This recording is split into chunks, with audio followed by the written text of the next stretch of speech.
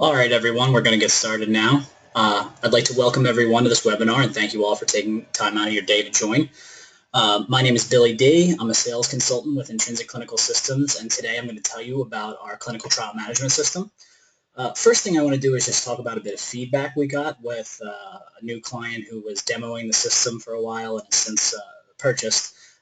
After using it for about a week, he called us up to let us know that it was the easiest CTMS he's ever used. And that was a quote from a senior vice president of program and clinical management. And we were really excited to hear that feedback, and we want to show you the system, share it with you, and hopefully give you that same feeling as we kind of walk you through.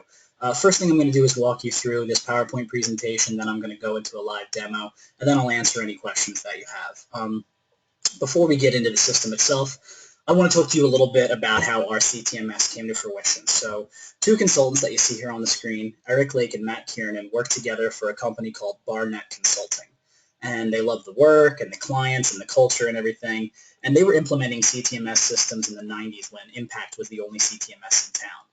Now, eventually Barnett was bought out by another company, and they decided they were going to recreate that culture that they loved so much and started Pharmaca Consulting. And they're a life sciences consulting company with 35 employees that specialize in the life sciences industry. So, why are we talking about a life sciences consulting company during a CTMS demo? So the thing, while they were working as consultants, they would implement these CTMS solutions for over a decade. And, our role in this project was we were acting as independent parties to help, clients select and implement another vendor's CTMS. And while we were in this role, we would be in the vendor demonstrations, we would see the demos, and once the vendors left, we got the honest truth about what people in the room thought about the different CTMSs. And, this industry, everybody's, has worked at a previous company or something like that. We'd also hear what people liked or didn't like about the last company and the CTMS they worked with there. So we would hear all this information, right?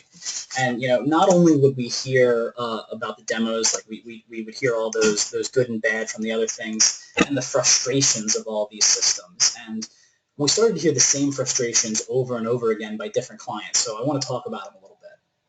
So lots of CTMSs, particularly the bigger ones, have 5 to 7 modules, but you only need half. A very good example is the grants module or the drug supply module.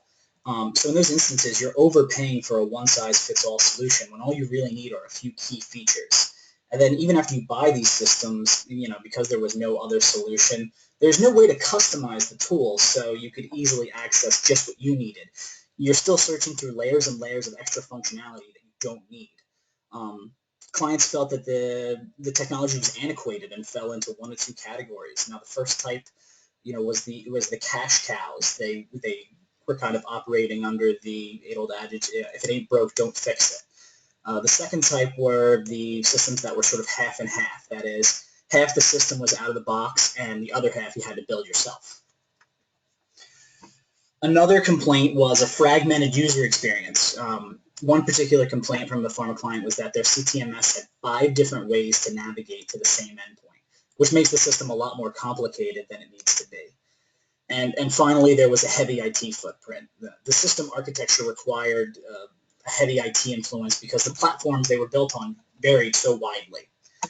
At this point, I want to take a step back from CTMS, and I want you to think about all the different interfaces you've worked with, from Word to your email to Excel. Think about things you don't use for work, right? Like Google Maps or iTunes or your digital cable. And think about the evolution of those interfaces over the past decade. This spring, my 2-year anniversary with a cable provider came around, and I had to search around to try and find a better deal for another 2 years, like we all have to do. And it was such a headache. And I could have stuck with my cable provider that I had. They were giving me about the same deal I got elsewhere. But I actually switched to another one because of the interface alone, right? I loved it. It was sleek. It was easy to use. It was great to look at. My kid could use it as well.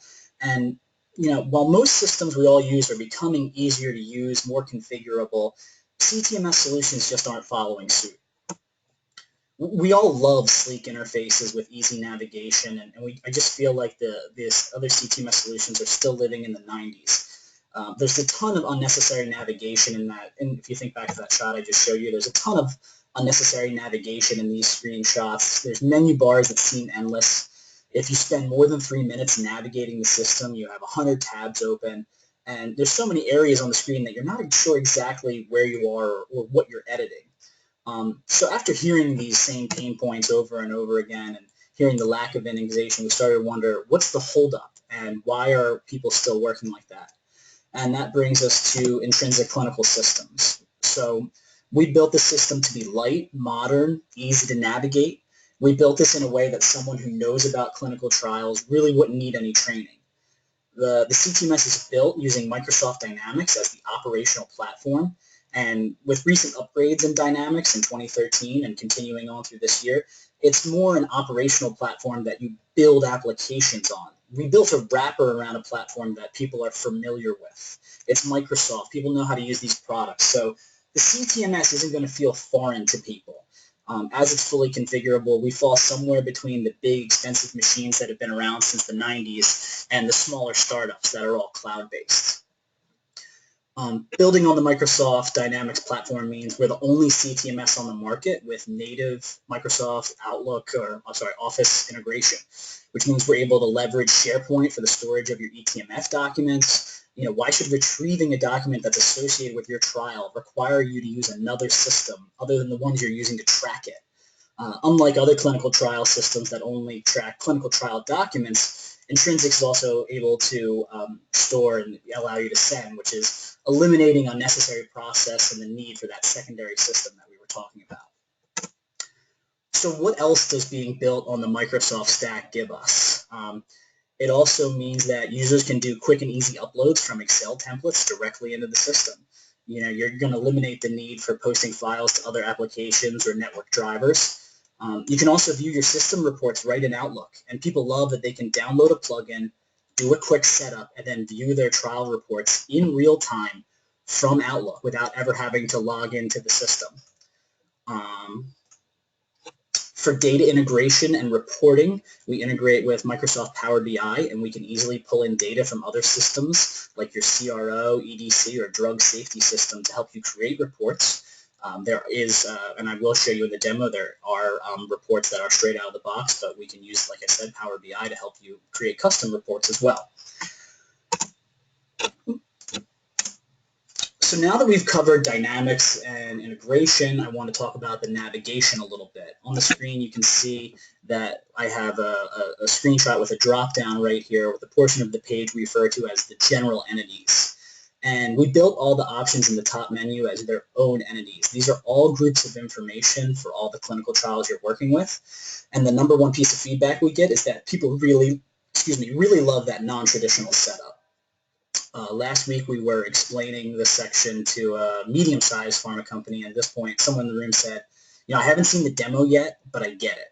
And that was exciting for us to hear. If you're not there yet, don't worry, we'll get to the demo, and hopefully you'll be able to see that as well. But like I said, that was a really exciting piece of information for us to hear. So I'd like to do a quick recap. ICS has native integration with Outlook, SharePoint, Excel. Intrinsic is a CTMS built on a mature platform. So we're leveraging Microsoft's world-class infrastructure. It has infinity backups across the globe, and downtime is not going to be an issue. The platform is HIPAA compliant, so you can save your eTMF documents using the system that we all love so much, which is SharePoint. And what we've done is taken a clinical trial information and put it on a mature platform where that's proven and people are familiar with. So at this point, I'd like to take some time to walk you through the demo, and we'll just jump over to the system. And then after that, I'll answer any questions.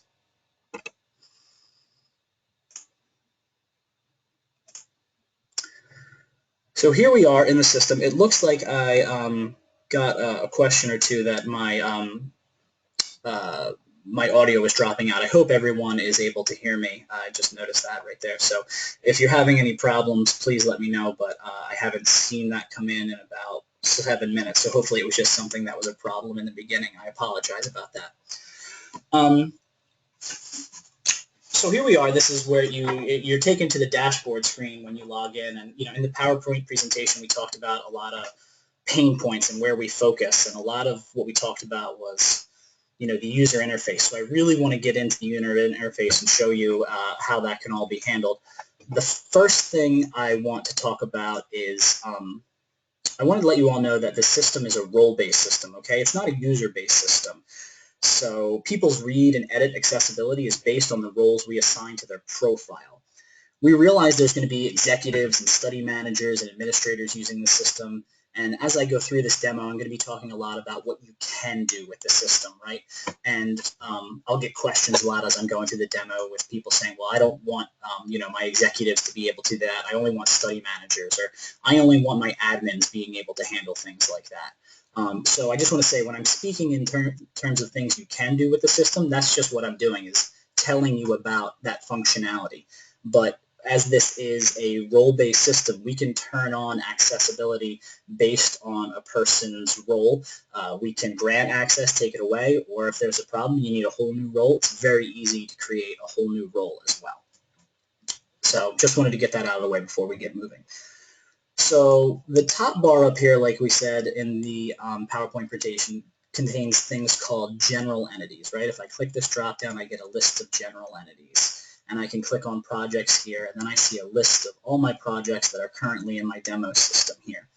And I like to think of general entities as having three purposes, okay? The first is you can view what's in the system and get some important information at a high level. So as I clicked on the project's general entities, you'll see things like plan start, actual start, therapeutic area, compound indication, things like that. It's a quick and easy way to see some information. You can easily click this drop down right here and create your own personal view of what you see at this general entity information. You could, if you weren't interested in seeing plan start dates here and you wanted to see something related to the budget, you could do that. You could create several different views where you only saw projects based around, therapeutic area if you wanted. If you only wanted to see only oncology projects, you could come in and do that. So it's very quick and easy to create your own personal view, and at any point you can make any one of those personal views the default. So that's the first piece of general entities. The second is they can be used as a navigation tool, right? If I want to go ahead and, get into this brain cancer project right here, all I have to do is click it, and it takes me to this project, as simple as that. If I were to go ahead and go up here and click on the studies general entity, you'd see that it functions the exact same way. I click on studies, I'm presented with a list of studies, and I can easily get into any one of those studies just by clicking on it. Same thing, that all the general entities function the same way right there. The third purpose of general entities is they are repositories of information, right? So when you're creating a study or a project, you're going to be pulling on things that are listed at this general entity area. So what do I mean by pulling? Let's say you were at the point where you had created a project and a study and a country, and now you wanted to go ahead and add some investigators. Well, here is your list of all your investigators that are in the system. Here, if I go back up and I click on institutes, here is the list of all the institutes that are in the system. So all the fields that you see in the system are lookup fields that pull from this information. And this allows us to keep high data standards in the system. People aren't going to be creating the same institute over and over again. This is the definitive resource for what you're going to be using to create your studies. And people have really liked that, and they also really like that they can easily manage who is able to input this information. In particular, one of our clients only wants to be able to have admins entering this information into the system. And they set it up so no study managers could be inputting, because they just wanted to keep these areas of information at the high data standard as possible, so there wasn't duplications or different spellings or things like that. So that is general entities. The second piece of information I want to talk to you about is specific entities. So if I go back to the studies general entity and I click on this cancer study right here, which once again allows me to navigate to the study, you'll see that the ribbon up here now populates with the name of that study right here on the right. You see BC Study 003. And now we have something called specific entities. So these are entities that are all specific to your particular project, study. In this case, it's study. That's what we've selected. and you can see things here like countries, sites, milestones, enrollment, and baselining. These are all things pertaining to your study. Okay, so that's the difference between general entities, which show you, like I said, everything in the system, and specific entities, which are specific to whatever you happen to be looking in right there. The middle nav, the middle button right here is what we call the quick nav. So if you wanted to, like I just showed you the navigation, I could, if I needed to get to a different study, I could go out, click here, click on studies, and go back to the main screen. But I don't have to go through all that. As a study manager, what I could do is just click on this drop down right here, and then I could see my recently viewed studies right here. We all know that study managers really only have to look at their own studies in the system. So they really like, once there's going to be a lot of studies in the system, they don't want to have to go through pages and pages and search. They can just come in, and based on their profile and what they've done, I could jump to this juvenile diabetes study that easily. And if I wanted to go back to the other oncology study I was just in, I could click here and go back just like that. So that's how you navigate around the system. That's general entities and specific entities. It's easy to use, it's modern, it's clean, and I just trained you on it in about 3 minutes there, that you now know how to navigate in our system.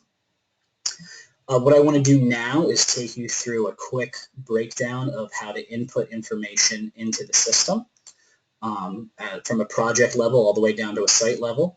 So if I click on that oncology project again, I click right here, you'll see that the project page is set up from top to bottom. This is where you input your information, and it flows, like I said, from top to bottom. And when you get to the bottom, you're able to either navigate to a study or add another study. As you look through this page, you'll see there are very few mandatory or required fields. We built the system so people could get up and running really quickly and easily with the system and didn't want to be bogged down with entering a bunch of mandatory information. Really, the only information we made mandatory was the information that allows the system to communicate to each other. So it's mandatory to enter, a project name in this instance because it's how you have to save it. It's how we're going to associate studies to it, things like that. So if we go down to the bottom here, I'll show you one quick create, which is if you see this plus sign right here, this is how you would add a study to this project.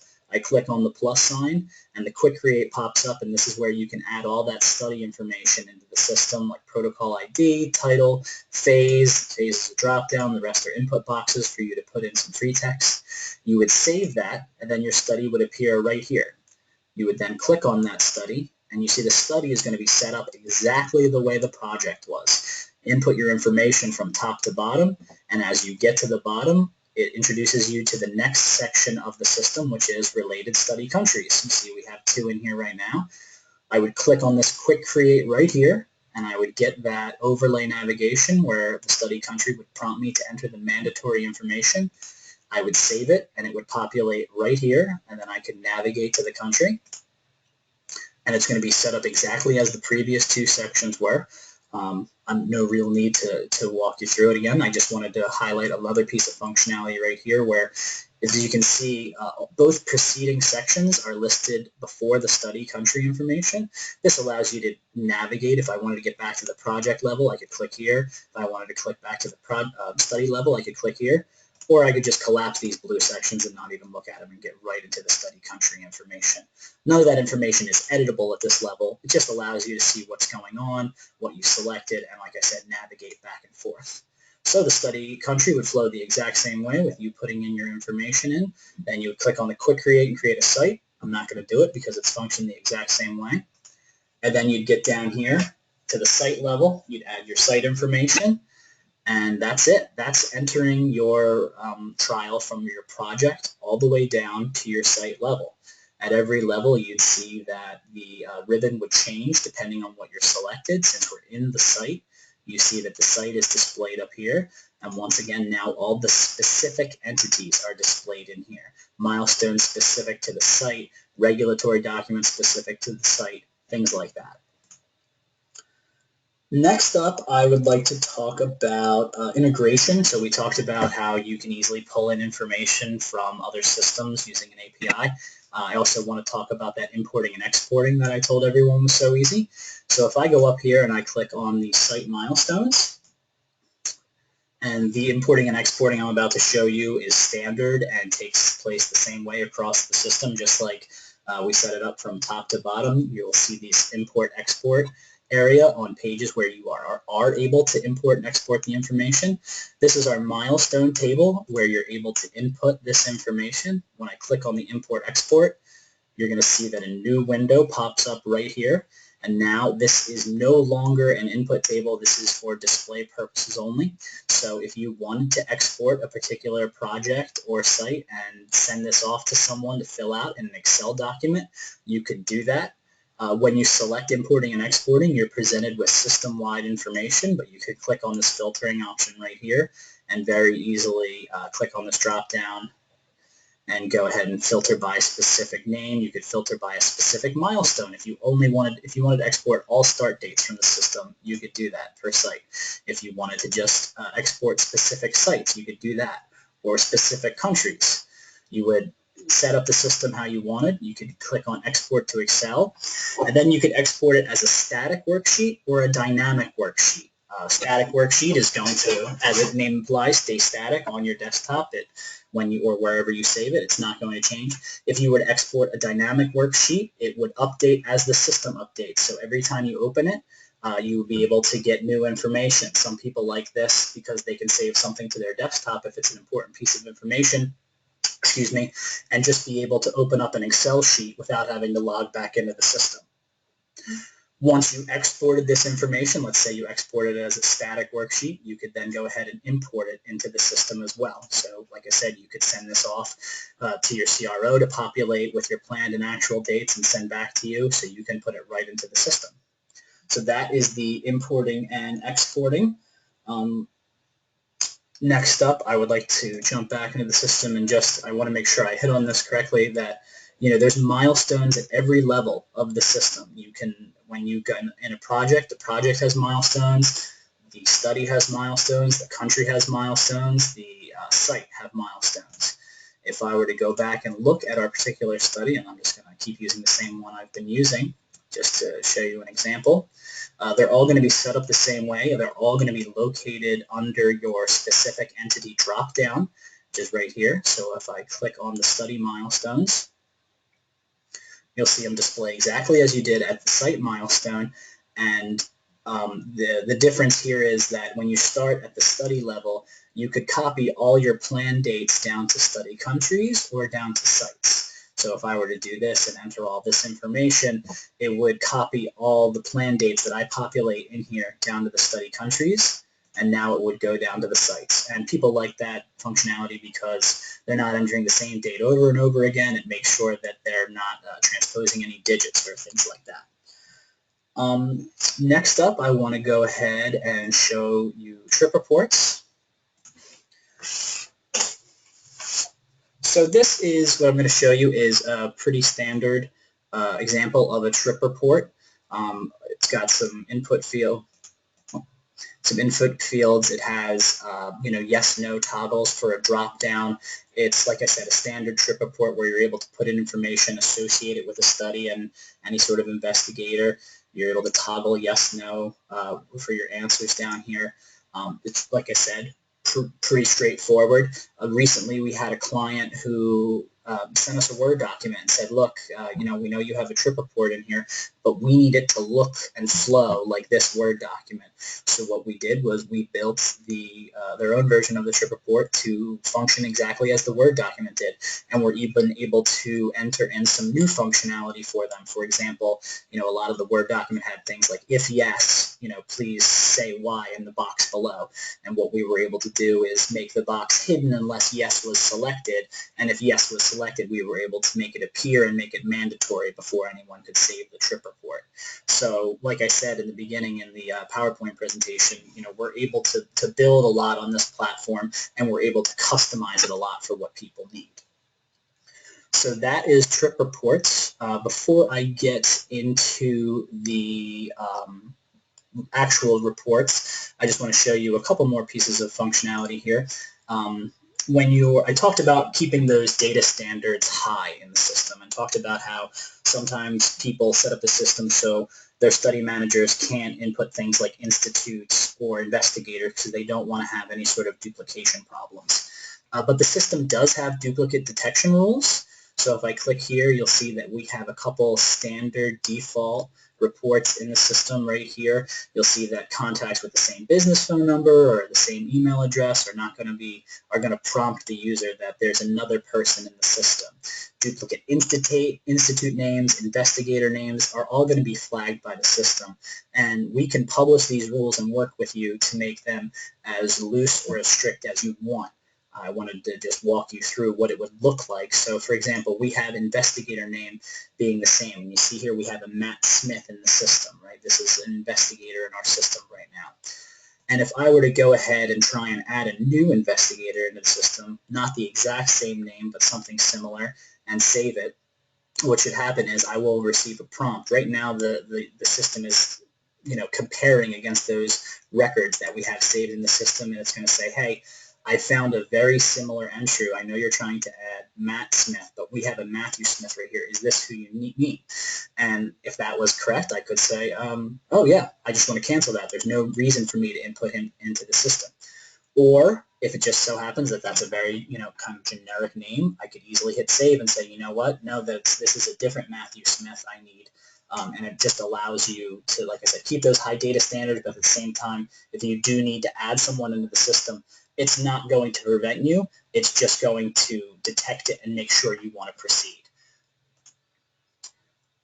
I also wanted to talk to you a little bit about the roles in the system. So I said it's a role-based system. It's very easy to take functionality away or add it or create a new role. For example, really quickly, I'm going to use the study manager role right here. And if I click on study manager, you're going to see the overlay pop up.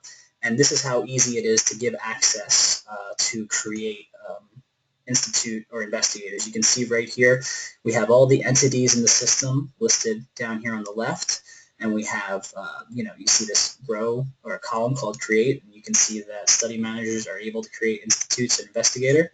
If I go like this and save it, they are no longer allowed to input information in the system. It's that easy to toggle and switch authorities in the system based on how you want to customize and who you want to have access to what information. I'm not going to save this. I'm going to leave because I don't want to mess anything up that my admins have put in there and taken the time to do, but I just wanted to show you how easily it is to customize those types of things in the system.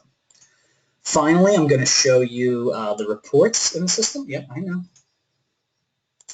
I'm going to show you the reports in the system. So these are the visualizations that I said we use creating Power BI. Here is how everything is presented. We start, if I click the drop down here, we start at the system-wide information, sort of the portfolio information, and then go down to study and country and site and then enrollment. So it flows just kind of like the system does. So here's a portfolio graph. Here is a portfolio summary that you select from the drop-down, and then the system populates, and this is all live. And you can see here that I can go ahead and filter by different things in the system. If I wanted to filter by a specific compound, phase, program, status, or therapeutic area, I can easily do that.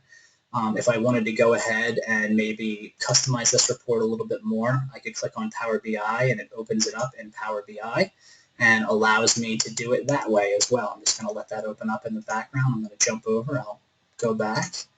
Oh, there it is. And now you can see I can easily work with it in Power BI and do anything I need to do. And part of going with Intrinsic means you get access to Power BI. And then we'll just go down and give you another, this is the enrollment by month graph. So here's where you can go in and see any sort of enrollment information that you want. Patients enrolled, patient screened, number of sites, things like that. You see on the baseline we have down here. This is how you're able to look at all that type of information, and you can easily use these boxes right here to toggle between, if you just wanted to see patients enrolling or you just wanted to see patient screening. It's as easy to do that, and you have this legend over here that compares the two for you. So that is the reports. At this point, I'd like to jump back here and just put my information up and see if there's any questions that anyone has, if I can answer any sort of questions with the system, and I welcome any feedback that you have. Okay, not many questions right now. Let's see what we can start with here. Someone is asking about, okay, someone's asking about browsers. This, as it is a Microsoft product, it is best if used in Internet Explorer. That's how everything works best, but we have been tested it in Chrome and Firefox, and we don't see any difficulties or problems there. When using Power BI, that's really the best place it is to use that. To use Internet Explorer. We really recommend, if you're trying to do any sort of information with the reports, that you use Power BI. Okay, next question we have here is about roles in the system. People are wondering if there's any sort of limit to number in roles, or can you have, what did you say here? You say, can you have, oh, is there any sort of limit that you need with roles? No, you can have, as if you just wanted to create a role for one person, you could do that. There's no sort of minimum amount required. If you just had someone, let's say you had a new user and you weren't exactly sure, maybe you just wanted to give them read only for the minute or access to certain things, there's no minimum. You could create a new role right there and customize it any way you want, and that would be just for that one person. You could have it set up just like that.